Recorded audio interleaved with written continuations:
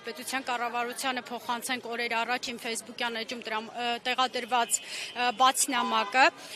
Նամակի հիմնական բովանդակությունն այն էր, որ արցախահայերը այս պահին գտնվում են շատ բարդ սոցիալ-տնտեսական վիճակում եւ այն պայմանները, որ նախատեսվել էին, որ խոստացվել էր, պետք է բարելավեին արցախահայերի սոցիալական պայմանները, որևէ բարելավում չի եղել, որի մասին նաև իմ կատարած նախորդիվ հարցումներն են հավաստում, գրեթե 95%-ը 7000 մարդ միացել է այդ հարցմանը եւ գրեթե 95%-ը հավաստիացրել է, որ իրենց կյանքում որևէ դրական տեղաշարժ չի եղել։ Հենց այդ հանգամանքը հաշվի առնելով որոշել ենք նամակը, այդ բաց նամակը, որին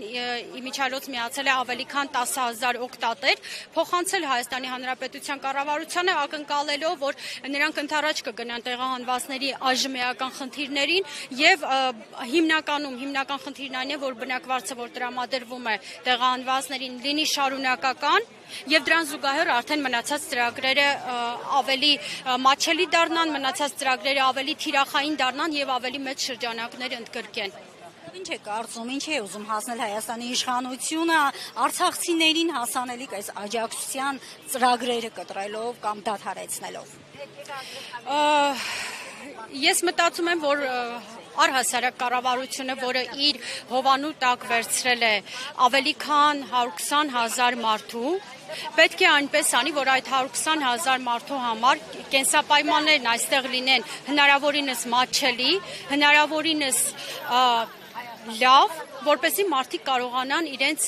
ապագան կառուցել Հայաստանի Հանրապետությունում, կարողանան իրենց հետագա կյանքը շարունակել այստեղ։ Եվ կարծում եմ, որ իրենց հավաստիացումներն այն են, որ բոլոր ծրագրերը կարիքահեն են, բոլոր ծրագրերը թիրախային են եւ դրանք ուղղված են, որպեսզի տեղահանվածները ավելի նպատակային փորձեն ընդգրկվել տարբեր զբաղվածության ծրագրերում եւ այլն, սակայն սրանք թյուր կարծիք են, որովհետև որքան էլ որ բնակվարձին զուգահեռ ներկայացվի զբաղվածության ծրագիրը, այնուամենայնիվ դա չի կարող ամբողջությամբ փակել այն բացը, որ այսօր ունենք բնակվարձի հետ կապված, քանի որ դրան զուգահեռ մյուս իրականության մեջ բնակապահովման ծրագիրը, որը ներկայացվել է որպեսզի տեղահանվածների համար լինի երկարաժամկետ կարիքի լուծման խնդրի լուծման տարբերակ, դա չի արդարացրել իրեն։ Ավելի քան 1 տարի է անցել կառավարության որոշումից, որով մայիսի 16-ին 24 թվականի որոշումն ընդունվեց, այնուհետև հունիսի 14-ից ընդունվեց ծրագրի իրականացման կարգը հաստատվեց, բայց առ այսօր ունենք շատ փոքր թվով ընտանիքներ, որոնք օգտվել են ծրագրից եւ ունենք բազմաթիվ խոչընդոտներ, որոնք խանգարում են ծրագրի ավելի շատ մասնակցայնությանը, բազմաթիվ խանգարող հանգամանքներ ունենք, որոնք պարբերաբար որոնց մասին մենք կառավարությանն իրազեկում ենք, ցավոք սրտի առ այսօր դեռևս խնդիրները այնպիսի լուծում չեն ստացել, որ մարդիկ որպես բնակվարձին այլընտրանք ընդունեն բնակապահովման ծրագիրը։